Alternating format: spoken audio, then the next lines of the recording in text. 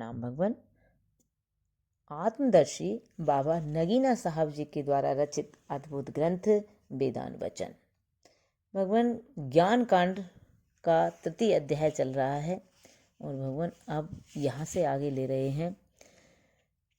पीछे बताया था जब वह वृत्ति वस्तु से तद्रूप हो जाए तो फिर ध्यान में जो दिखाई देता है वह जो देखता है उन दोनों में विवेक करे तो आत्मा इस नियम से बिजली के समान अनुभव होगा।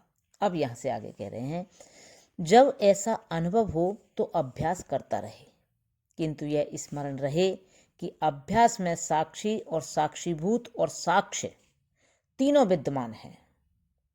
साक्षी यानी वृत्ति, साक्षीभूत मतलब ख्याल की वस्तु और साक्ष्य मतलब ज्ञान, तीनों विद्यमान हैं। यद्यपि वह ज्ञान या ख्याल केवल एक ही वस्तु का होगा, चाहे वह किसी बाह्य वस्तु का ख्याल हो अथवा किसी भीतरी अवस्था का ज्ञान। जैसे अनहद शब्द का सुनना, किंतु त्रिपुटी यहाँ बनी रहती है। कुछ काल इस प्रकार अभ्यास करते करते ज्ञान वस्तु और उसके ज्ञान का नष्ट होना आरंभ होगा। यहाँ तक नष्ट हो जाएगा कि निर्विकल्प समाधि की अवस्था विद्यमान हो जाएगी, जहाँ की वृत्ति या ख्याल का कोई उदय अस्त नहीं रहता।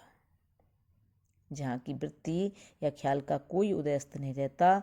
जिस दशा में मन अर्थात अंतःकरण शांत हुआ, तरंगित नहीं होता अर्थात संकल्प विकल्प नहीं करता, जहाँ आत्मज्योति ऐसे जलते हुए अंगारे के समान जिसमें धुआं या लाट या चिनगारी नहीं, स्वतः स्थित रहती है। और ऐसी अवस्था का ज्ञान भी इस निर्विकल्प समाधि से उठने पर होता है। समाधि के समय नहीं होता। मोक्ष का समस्त अविलंब इस निर्विकल्प समाधि पर ही है।